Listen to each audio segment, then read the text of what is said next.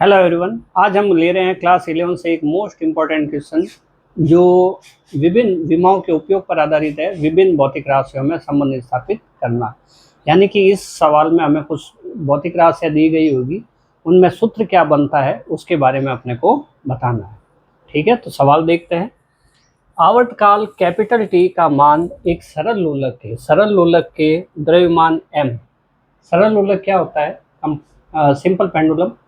हमारे पास एक धागा है और धागे से हम एक स्टील की बॉल बांध देते हैं और उसको लटका के उसको ऑसिलेशन करवाते हैं, दोलन करवाते हैं। तो इस जो उपकरण तैयार होता है, इस उपकरण को हम क्या कहते हैं? सरल लोलक कहते हैं। तो इसमें धागे की लंबाई होगी, वो जो स्टील की लोहे की बॉल हमने लगाई है उसका द्रव्यमान होगा और पृथ्वी का गुरुत्वाकर्षण होगा। तो आवर्तकाल का मान इन तीन चीज़ों पर निर्भर करता है। सवाल को पढ़ते हैं। आवर्तकाल टी का मान सरल लोलक के द्रव्यमान पे निर्भर करता है, लंबाई L पर निर्भर करता है और गुरुत्वाकर्षण ग्रेविटेशनल एक्सेलरेशन स्मॉल g पर निर्भर करता है। तो इस टाइप के जो भी सवाल दिए हुए होते हैं उसमें आपको ये ध्यान रखना है कि एक भौतिक राशि ऐसी होगी जिसका मान बाकी सब भौतिक राशियों पर निर्भर करेगा। सवाल में साफ दिख रहा है कि वो एक भौतिक राशि कौन है? आवर्तकाल है। इसका मान किन किन भौतिक राशियों पर निर्भर कर रहा है? वो तीन राशियां हैं। पहली है अपने पास द्रव्यमान, दूसरी है लंबाई और तीसरी है गुरुत्वाकर्षण। हमारे पास तीन भौतिक राशियां हैं जिसके ऊपर आवर्तकाल टी का मान निर्भर करता है। आपको क्या करना, उस एक भौतिक राशि का जो वैल्यू है वो उसके डायरेक्टली प्रोपोर्शनल होगा, समानुपाती होगा। इनके घात में ए बी और सी लगा देने का है, क्योंकि हमें ए बी सी के बारे में वैल्यू इनकी घातें पता नहीं है कि रूट होगा या स्क्वायर होगा या क्यूब होगा या अपॉन में आएगा या ऊपर आएगा, ये चीज़ें पता नहीं है। समानुपाती का निशान हटाते हैं तो कोई कांस्टेंट आता है एल बी और जी सी। ठीक है, इक्वेशन नंबर 1। तो हमारे पास इस तरह से इक्वेशन 1 आ जाती है। इसको हम डायमेंशनल एनालिसिस से इसको सॉल्व करेंगे, विमीय विधि से हम इसको सॉल्व करेंगे। तो ये हो जाएगा, हमारे पास आवर्तकाल है। आवर्तकाल एक प्रकार का समय होता है किसी भी एक दोलन, सरल लोलक के लिए बात कर रहे हैं, एक दोलन के लिए में लगा समय, यानी कि इधर से एक इस तरह से गति करेगा, एक्सट्रीम पोजीशन पे जाएगा, वापस इधर आके वापस एक्सट्रीम पोजीशन पे आ जाएगा। यहीं से स्टार्ट किया था यहाँ से और वापस यहाँ आ गया, तो एक दोलन पूरा हुआ। इसमें टाइम कितना लगेगा? तो टाइम पीरियड एक तरह का टाइम ही है, इसलिए इसकी विमा हो जाएगी m0 L0 और t1। ठीक है, ये कांस्टेंट है, ये एक प्रकार की विमाहीन राशि है। इसकी कोई विमा नहीं होगी, हम नहीं लिखेंगे, छोड़ देते हैं, साइड में लिख देंगे कि विमाहीन राशि है।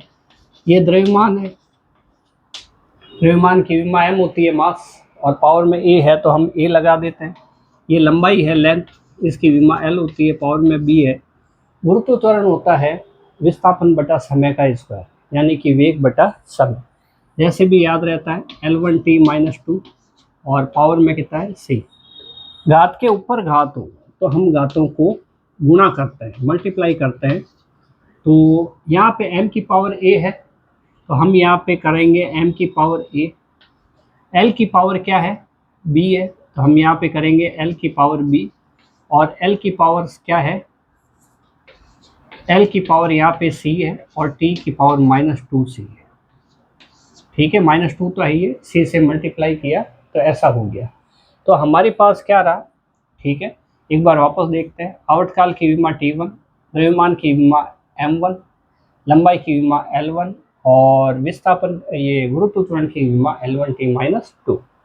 तो ये हो गया। अब और आगे देखते हैं, और आगे सिंप्लीफाई करना है अपने को इसको। m की पावर a है, l की पावर b प्लस c, आधार समान हो तो घातें जुड़ जाएगी। ठीक है, और t रहा हमारे पास -2c।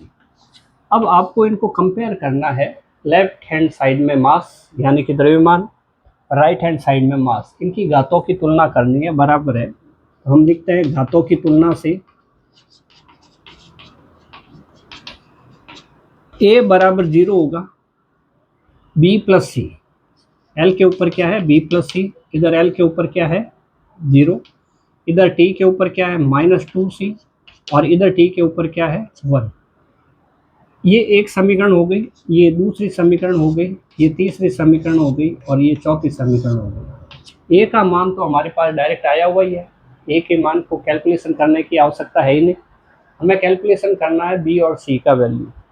अगर हम ये इक्वेशन यूज में लेते हैं तो हमें बी का निकालना मान तो अपने को सी का वैल्यू पता होना चाहिए, सी का निकालना है तो बी का पता होना चाहिए। लेकिन अगर हम इस इक्वेशन की वैल्यू लेते हैं तो सी का वैल्यू डायरेक्ट हमारे पास आ जाता है। तो हम यह काम करते हैं समीकरण कितने से 4 से। समीकरण 4 से हमारे पास हो जाएगा c इक्वल टू -1/2। ये जो -2 है ये नीचे की साइड आ जाएगा, ये हो जाएगा हमारे पास -1/2। और जब c का वैल्यू, c का मान समीकरण किस में रखना है 3 में रखना है। अगर समीकरण 3 में रखें तो हमारे पास रहेगा b प्लस c का मान 1/2 माइनस में बराबर कितना है 0 है। और फिर हम क्या काम करेंगे, b plus into minus minus 1/2 बराबर 0 और b बराबर 1/2। ये सारी वैल्यू आ गई हमारे पास, इनको एक साथ लिख देना चाहिए।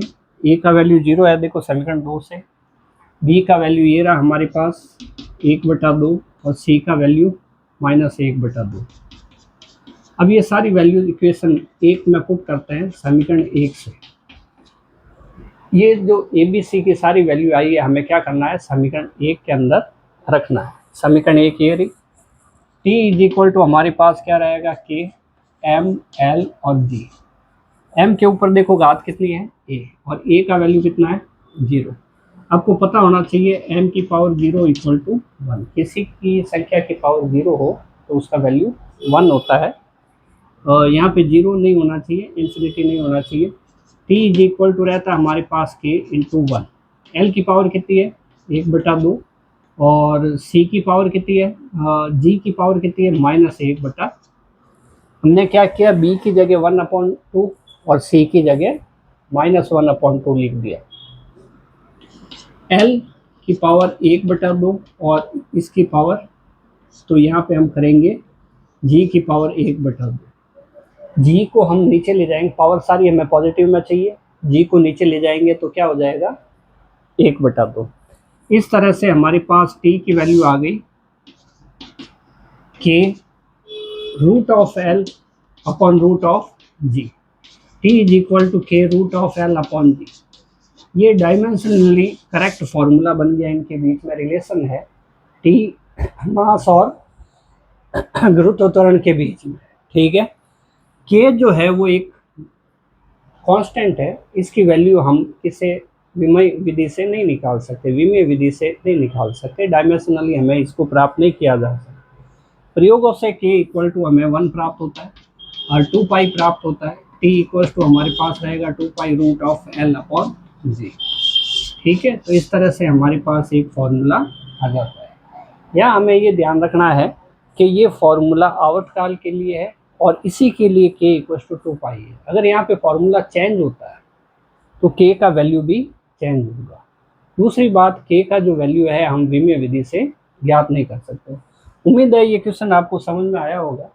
इसी पर आधारित 1-2 सवाल और कर सकते हैं, तो लेकिन मेथड बिल्कुल सेम रहेगा। आपको ये छांटना है कि एक भौतिक राशि होगी जो बाकी 2 या 3 भौतिक राशियों पर निर्भर करेगी। विमेय सूत्र आपको आने चाहिए। विमेय सूत्र अगर आते हैं तो उसके बाद एक सिंपल से कैलकुलेशन है और उसके बाद इस सवाल, इस टाइप के सारे सवाल किए जा सकते हैं।